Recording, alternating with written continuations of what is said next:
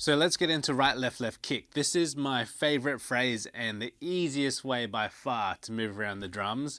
If you're starting out with soloing or shedding or chopping, this is one of the foundation layers.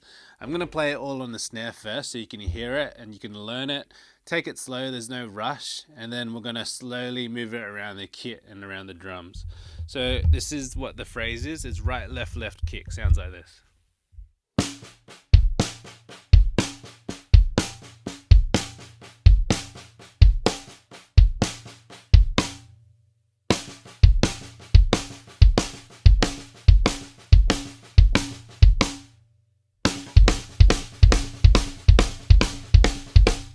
Now, that's like a slow, medium, and a fast speed.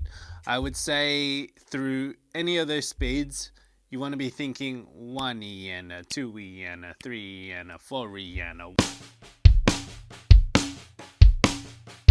Okay, so the right hand accent is always on the downbeat. So where the crotchet is, you're going to go 1E and a 2E and a 3E and a 4E and...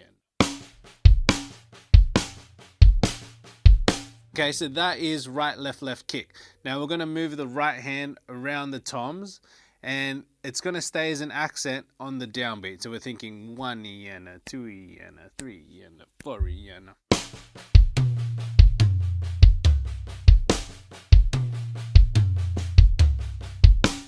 a... At a moderate tempo, it'd sound like this.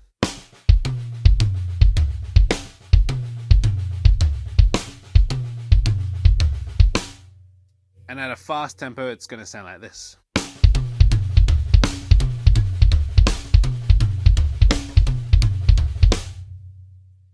The trick to playing it fast is keeping those left hand doubles really low. I'm really just dropping my stick, Gladstone technique a little bit.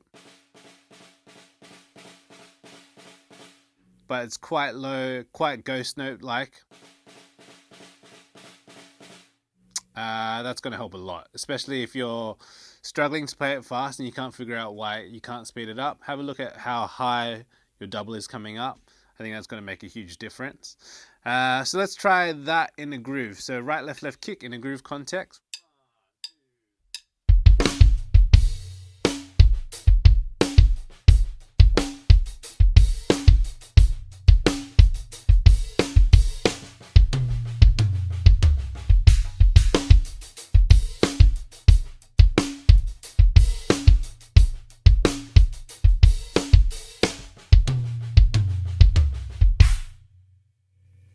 So the first way I played it just there was 16th notes. The next way I'm going to play it is as 32nd notes. So as 32nd notes, it's going to sound like this.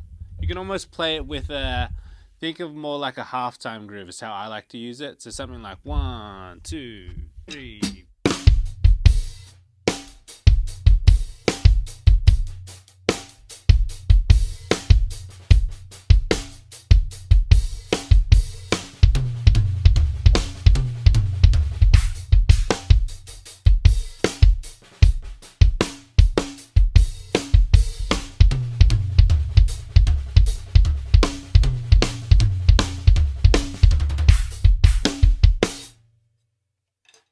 So you slow it down a little bit just so you can kind of get those 32nd notes out. And that's right, left, left kick. You put it on the snare, you move it around the toms, the accent with the right hand. You saw in that last phrase, I put the right hand accent on the hi-hat. It's something else you can do. Really, really fun. The second step to right, left, left kick is turning it into a pattern of 6. So to turn it into a pattern of 6, we're going to add a right, left. So it's going to be right, left, left kick. I'm going to play you that phrase on the snare so you can hear it. It sounds like this.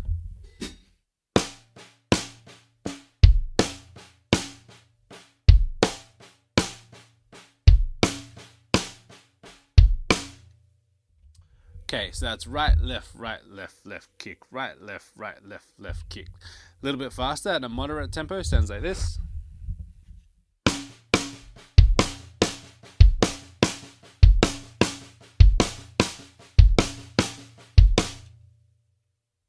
Okay, and then at a fast tempo, it's going to sound like this.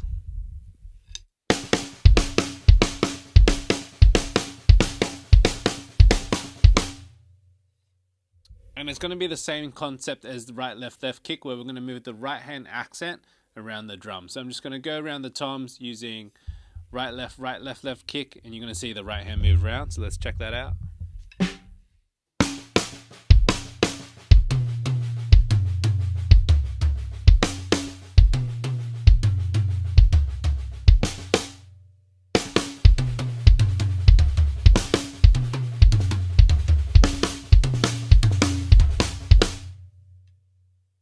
Okay, you saw towards the end I was actually sweeping from tom to snare. So you can put one accent on the tom, one accent on the snare. You do 2 accent on the toms, 2 accents on the snare, or different combinations to work and muck around with.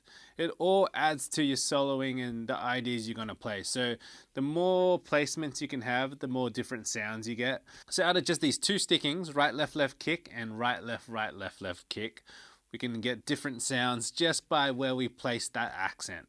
And so I'm going to play in a groove. There's 2 ways you can think about it. You can think about it as 16th notes, and you can think about it as 32nd notes. So I'm going to play both for you. 16th notes will be a faster groove. 32nd notes is going to be more of that halftime feel like earlier. So let's check that out.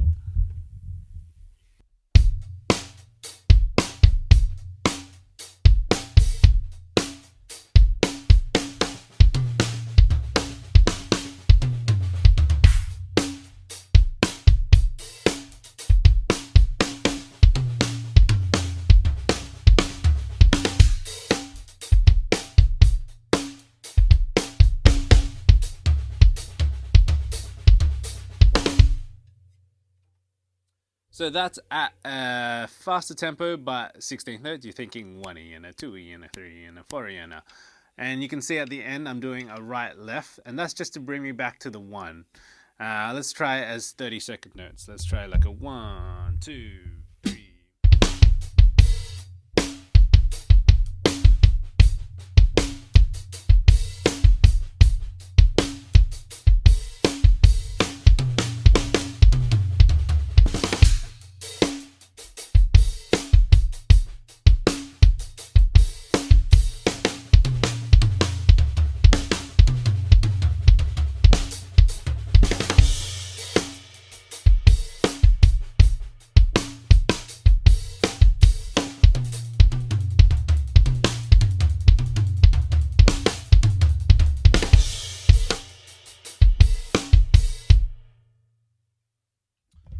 Okay, so there's some different ideas of phrasing and how you can use it around the kit. I think one idea I chucked in there that I didn't talk about is I actually moved my left hand onto the hats and went around on the toms, which is when I did this, like there.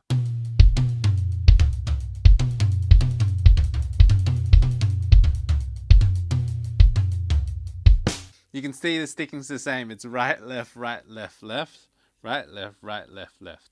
Right, left kick, right, left kick.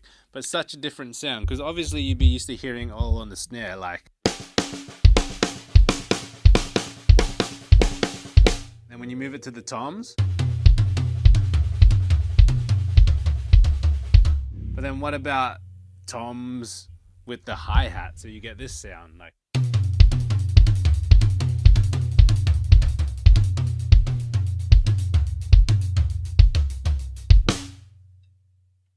Exactly the same sticking, completely different sound. So I kind of think about it as 3 levels. It's like I always start on the snare. I do snare with the accents, which is... Second level is usually moving the right hand onto the toms. You can think about the third level as left hand onto the hi-hat. So it's going to sound like this.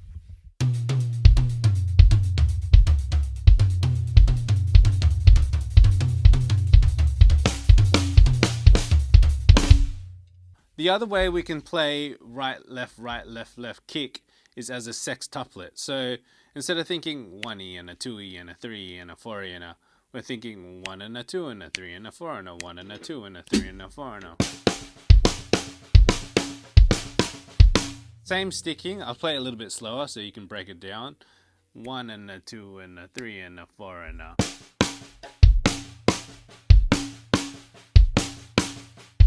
Same sticking, but now obviously we're in triplet. So if you were to play that in context, it's going to be with more of a shuffle groove, like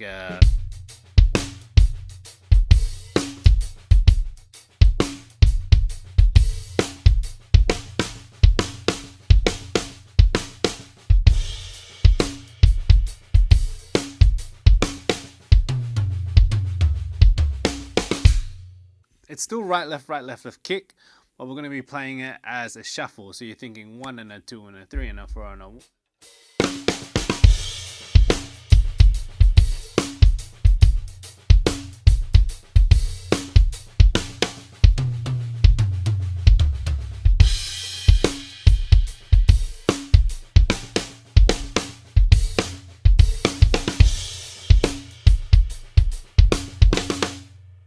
Okay, the fill switch up I did at the end, all I did is I went to single. So I finished with a baka. If you want to finish with that bakata, you go right, left, or left, left.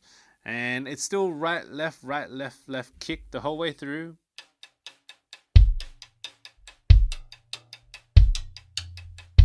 Still that the whole way through, but you're just finishing with just a single. Let's play this concept a little bit faster so you can hear it as a triplet groove.